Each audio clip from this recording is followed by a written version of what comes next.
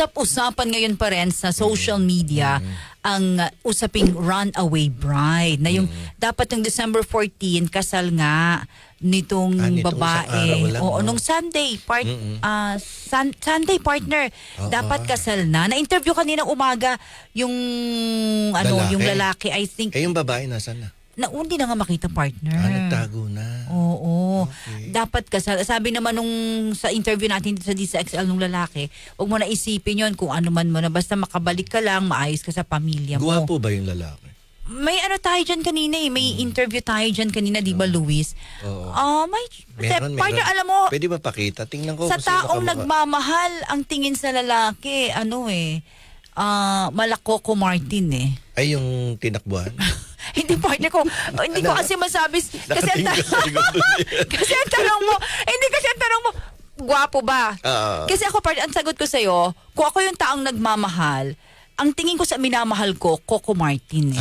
Okay. So, depende sa tumitingin. Basta akong nagmamahal, ang tingin ko sa'yo, Coco Martin ka. Kaya pala tingin sa akin ng misis ko, Piolo Pascual. Eh yun, ako sinasabi ko na nga ba? 8:45, so meron pa tayo. Hindi, partner.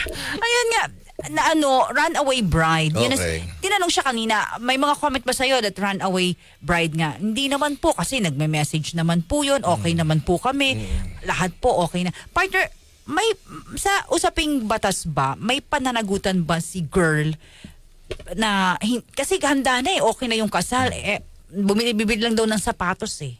Yun na lang ang kulang, sapatos. Sapatos na lang. Hindi, ganito yan. Parang lumalabas dito, nagkaroon ng breach of promise to marry. No? At kung tutuusin, talagang wala namang liability yung babae.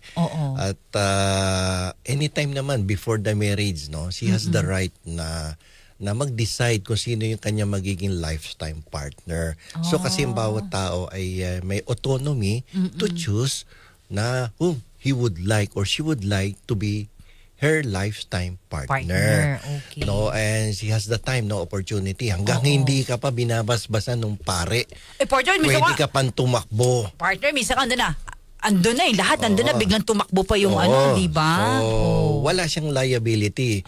Dahil ang breach of promise to marry is not actionable according to the Supreme Court. Hindi actionable yan. So if ever there will be a liability on the part of the runaway bride, di ba? It's only civil liability. And when you say civil liability, Katulad yan, dapat nung linggo kinasal na, handa Definitely na. nakapag-reserve na sa restaurant. Oo, partner. Oo. Ang damit na susuot ng Meron mga na eh. ikakasal at yung mga kabay, yung mga yung ano tawag doon, yung mga bata, flower yung girl, binayad yung sa mga entourage, binayad doon sa venue, lahat yan binayaran na yan, definitely.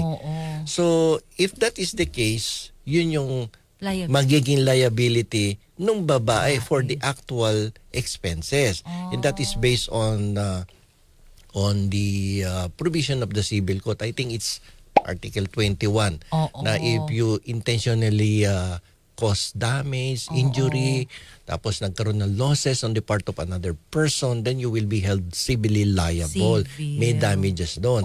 And also that would be considered as an abuse of right. No? Kasi every person is expected na mag-act with justice, no? And you should always act with good faith, no, and honesty. So that is an abuse of right kapag binayolate mo 'yon. Yung unjustifiable kasi yung naging sitwasyon na wala man lang pasabi, bigla na lang nawala. Hindi, nagpaalam naman na bibili lang ng sapatos. Iniwan niya yung cellphone niya. Kanina nagpaalam. Nag-message eh.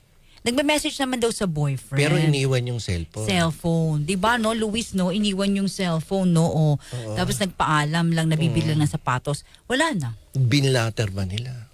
I think so. Naggawa naman sila ng legal, dahil nagpunta pa sila dun sa mall, na kung saan bibili yung babae ng sapatos. According sa interview kaninang umagang programa natin, nila, I think Rajuman Angel, no, and Rajuman Sander Luis, no, ang sabi ng boyfriend, nagtanong naman sila sa mga sales lady. Ron, mukhang nakita naman. Pero yung CCTV na iba, wala na eh. Hindi na malaman eh. Maganda ba yung babae? Yeah, very, she's Pretty. beautiful. Oo. Sana no, wag na kidnap. Kasi kung runaway lang, okay lang yun. Oo, dahil karapatan niya yun eh. Oo. Pero kung nakidnap, naku, delikado. Dapat ni-report na nila talaga sa lahat ng kinakaukulan. I think so, oo. Dahil meron ng task force partner na binuo ang QCPD. Kasi Pwede may naman interview i-publish tayo. yung mukha ng Meron na. babae. Meron na partner missing na mga iba-ibang, meron na rin pinost sa iba nating Makikita mga... yun sa CCTV ng mall. Hindi, Kung anong oras lumabas. Kulang partner. Even sa entrance ng mall daw, sabi ng boyfriend kanina sa interview, walang CCTV eh. Grabe May naman. mga CCTV lang na nakuhanan, tapos may mga sales sa lady. kalye, yung tapat ng mall. Hindi, chinecheck nila partner pa eh, ng family. Oo. Oh, grabe, kawawa naman. Kung wag sanang may nangyari, no? Oo, yun Mas lang. maganda na tinakbuhan na lang niya yung kanyang boyfriend kaysa yung nakidnap at may nangyaring masama.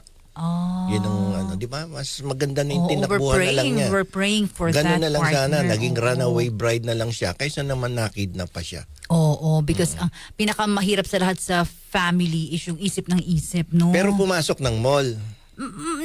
Nagtanong dun, may nahagip eh na CCTV pumasok Ando doon. na sa mall eh. Tapos may mga sales lady na nagte-testimony na testify na nakita nga bibili daw ng sapatos. Ganun. Partner. Oo. Sana wala naman nangyari at tinakbuhan na lang sana niya yung boyfriend niya. Yun lang sana. Okay lang no? yun. Oo. Attorney Bueno, law and beyond. Learn the law, know your right.